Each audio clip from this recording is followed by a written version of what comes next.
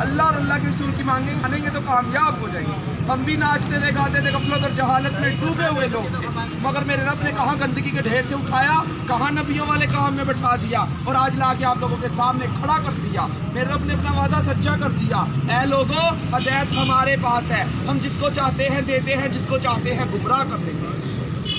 اے لوگوں، عزت کے خزانے ہمارے پاس ہیں، ہم جس کو چاہتے ہیں ذلت کے نقشوں میں عزت پہنچا دیتے ہیں اور جس کو چاہتے ہیں عزت کے نقشوں میں ذلیل کر دیتے ہیں۔ وہی ہے وَتُعِزُّ مَن تَشَاءُ وَتُذِلُّ مَن تَشَاءُ، اس کے علاوہ کوئی عزت دینے والا نہیں، اس کے علاوہ کوئی ذلیل کرنے والا نہیں۔ کیسے کیسے لوگ آ کے سمجھا رہے ہیں، ابھی بھی نہیں سمجھیں گے تو پھر کب سمجھیں گے؟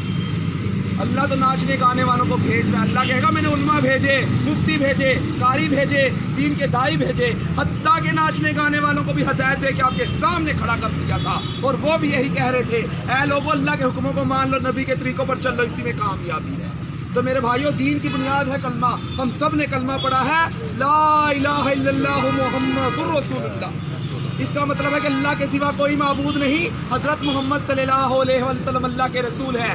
وہ معبود برحق جس کی ہم عبادت کرتے ہیں وہ اللہ ہے، جس کے آگے ہم سجدہ کرتے ہیں وہ اللہ ہے، جس نے ہمیں ماں کے پیٹ میں رزق دیا وہ اللہ ہے، جس نے ہمیں دنیا میں بھیجا ہے وہ اللہ ہے، جو ہمیں دنیا میں رزق دے رہا ہے وہ اللہ ہے، جس کی طرف ہم نے لوٹ کر جانا ہے وہ اللہ ہے، جو پہاڑوں کا نظام چلا رہا ہے وہ اللہ ہے، جو سمندروں کا نظام چلا رہا ہے وہ اللہ ہے، جو تخت الثرا سے لے کر عرش معلیٰ کا نظام چلا رہا ہے وہ ایک اللہ تعالیٰ ہی کی ذات ہے۔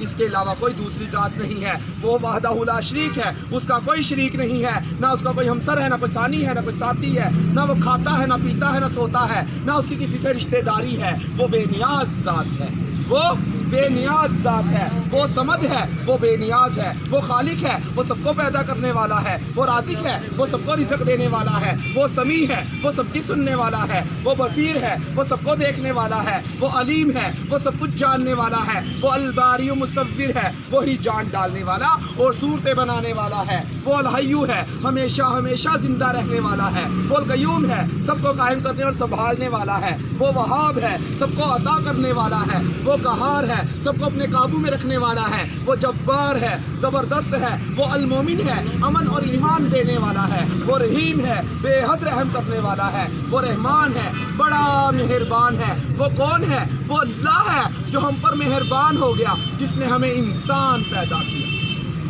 جس نے ہمیں انسان پیدا کیا۔ لوگوں نے ہمیں ہجڑا کہا، خسرا کہا، خدرا کہا، کنجر کہا، مگر میرے رب نے کہا جیسا کیسا تیسا ہے، میرا ہے، میں نے بھیجا، انسان بنایا اور قرآن پاک میں قسمیں اٹھا اٹھا کر لوگوں کو بتایا، والتین والزیتون وطور سینین وہذا البلد الامین۔ اللہ کہہ رہا ہے قسم ہے انجیر اور زیتون کی، قسم ہے صحرائے سینا، طور کے پہاڑ کی، حضرت موسیٰ علیہ السلام والا جدھر اللہ سے ہم کلام ہوا کرتے تھے۔ پھر کہہ رہا ہے اس امن امان والے شہر یعنی مکہ معظمہ کی۔ پھر کہا لقد خلقنا الانسان فی احسن تقویم، کہ ہم نے انسان کو خوبصورت پیدا کیا۔ تو پھر ہم کون ہوتے انسانوں میں کمیاں دیکھنے والے، اپنے رب کی تخلیق کی ہوئی چیزوں میں کمیاں نوٹ کرنے والے؟ اللہ کے نبی نے فرمایا اس وقت تک اسے موت نہیں آئے گی جب تک کہ اس کی کمیاں نکال کے اس کے اندر منتقل نہ کر دی جائیں گی۔ رحمان کا کام ہے خوبیاں دیکھنا، شیطان کا کام ہے کمیاں دیکھنا۔ شیطان تو کمیاں دکھاتا ہے، میرے اندر 101 کمی ہے، مجھے دیکھ کر چلو گے تو گمراہ ہو جاؤ گے، اللہ کے نبی کے طریقے کو دیکھ کر چلو گے تو فلاح پر پہنچ جاؤ گے، بامراد ہو جاؤ گے، دہشت ملے گی، جنت ملے گی۔ اس کے لیے تیاری ہو رہی ہے دین کی محنت سے۔ میرے بھائیوں، جن کا وقت نہیں لگا، اگر ہم جیسے لوگ 4 مہینے لگا سکتے ہیں، آپ لوگوں کے لیے کوئی مشکل نہیں ہے۔ یہ ہے کوئی مشکل؟ اگر آپ لوگ نہیں کام کرو گے پھر اللہ ہم جیسے کو ہدایت دے کہ ہم سے دین کا کام لے رہا ہے۔ اللہ تو کسی کا محتاج نہیں ہے، ہم سب اللہ کے محتاج ہیں۔ قرآن پاک میں پڑھ رہے ہیں نا، الم تر کیف فعل ربک باصحاب الفیل، کیا تمہیں معلوم نہیں، کیا تم جانتے نہیں تمہارے رب نے صحاب فیل کے ساتھ، ہاتھیوں کے لشکر کے ساتھ، ابرہ کے لشکر کے ساتھ کیا معاملہ کیا؟ پرندوں کے ذریعہ، ابابیل کے ذریعے ہلاک کیا اور بیت اللہ شریف کی حفاظت فرما کر دکھائی۔ نمرود کو ایک مچھر کے ذریعے ہلاک کیا، جس بادشاہ کے تخت پر بیٹھ کر وہ سجدے کروایا کرتا تھا، اسی بادشاہ کے تخت پر بیٹھ کر اللہ پاک نے اس کے سر میں چھتر لگا کے دکھائے۔ حضرت ہود علیہ السلام کی قوم عاد جو کہتی تھی میں بڑی طاقتور قوم ہوں، حضرت ہود علیہ السلام نے کہا اے قوم یہ جو تمہیں طاقت دی ہے اللہ نے دی ہے، اصل طاقت تو اللہ کی ہے، اللہ کو مانو، کیوں غرور کرتے ہو، کیوں تکبر کرتے ہو، کیوں گھمنڈ میں ہو؟ مگر ان قوم والوں نے نہ مانا، اللہ نے ایک ہوا چلائی، پٹک پٹک کے مارا، ایسے پڑے تھے جیسے کھجور کے تن کے بکھرے پڑے۔ تو میرے بھائیوں اب کسی نبی نے نہیں آنا، چاروں طرف دینی کی آگ لگی ہوئی ہے۔ चारों तरफ बेदीनी की आग लगी हुई है। अगर हम जैसे चेहरों पे सुन्नत सजा सकते हैं आप लोगों के लिए कोई मुश्किल नहीं। हमारे सरों पे दुपट्टे थे, अल्लाह ने अमामे सजा दिए। चेहरों पे मेकअप सजाते थे, नबी का नूर सजा दिया। पाँव में घुंघरू बांध के नाचा करते थे, अल्लाह ने अपने रास्ते के लिए कबूल फरमा लिए। हर चीज़ इज्जत रह जानी है और दाढ़ी मुबारक कब्र में भी साथ जानी है। दाढ़ी मुबारक कब्र में भी साथ जाती है। आज हमारी नौजवान नस्ल किधर जा रही है हमने कभी सोचा है?